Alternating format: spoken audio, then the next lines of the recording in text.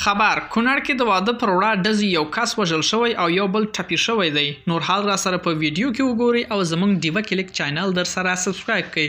کونړ کې ځایي سرچینې وایي چې دغه ولایت شینګل ولسوالۍ په شینکوړک سیمه کې د نظامیانو د واده پر وړا ډزې کړي دي.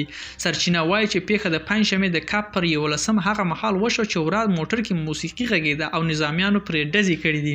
سرچینې په خبره د دغو ډزو له کبله یو زلمی وژل شوی او یو بل ټپي شوی دی.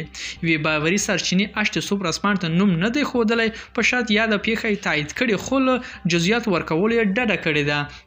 کونړ کې ځایي امنیتي چارواکو تر اوسه په دې هکله څه نه دي ویلي. دا پیښه په داسې مهال وشوه چې تر دې وړاندې امنیتي چارواکو ویلي څوک د چا ډزو حق نه لري. دغه پیښې تړاو په خواله رسنیو کې پراخ برګودونه ښودلي. ملګرو دا وه زموږ چمتو شوی ویډیو. که ستاسو ویډیو په اړه کم نظر پیشنهاد لرئ موږ سره په کومنټونو کې شریک کړئ او د لا زیاتو ویډیوګانو لپاره له موږ سره پاتې شئ. تر بیا ښې چارې.